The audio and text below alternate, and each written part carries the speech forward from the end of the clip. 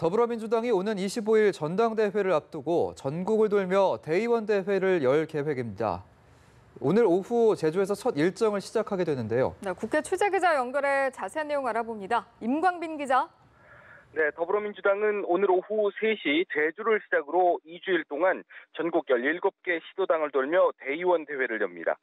송영길, 김진표, 이해찬 의원 등 3명의 당대표 후보를 비롯해 8명의 최고위원 후보는 정견 발표를 하고 표심 잡기에 나서는데요.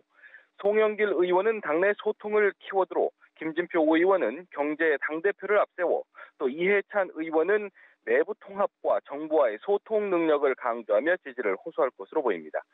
민주당은 오늘 제주 일정이 끝나고 나면 내일과 모레는 각각 호남과 충청에서 대의원 대회를 열어 선거 바람을 이어갈 방침입니다. 네, 한편 자유한국당이 연일 기무사 문건 유출에 정부와 시민단체 간 유착 의혹을 제기하고 있는데 오늘도 거듭 국정조사를 요구하고 있다고요.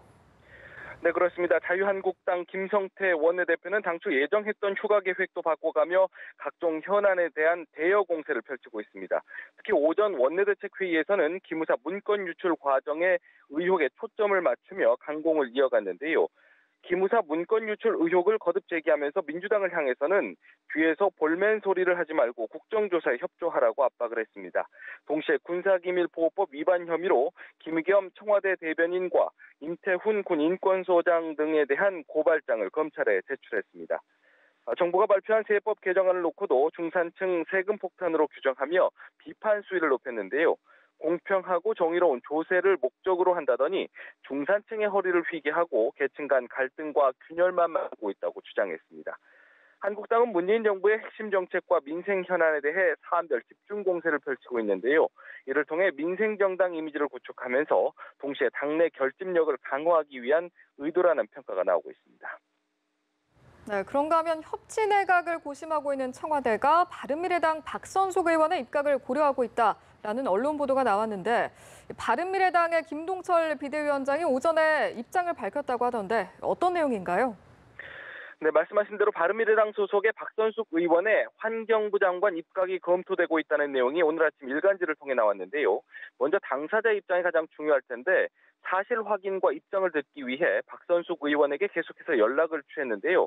문자 메시지를 통해 아는 바가 없다, 또 저와는 무관한 이야기다라는 답변을 해왔습니다. 대신 바른미래당 김동철 비상대책위원장은 예정에 없던 기자 간담회를 열어 불편한 감정을 숨기지 않았습니다. 김 비대위원장은 민주당뿐 아니라 박선숙 의원 본인도 전혀 아는 바가 없다는 입장을 밝혔다고 말했습니다. 협치 내각 자체에 대해서도 부정적 입장을 드러냈는데요.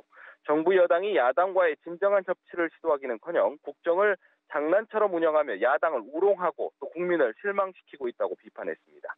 그러면서 장관 자리를 제안하고자 한다면 청와대 비서실장이나 정무수석이 예를 갖춰 정식으로 요구하라고 덧붙였습니다.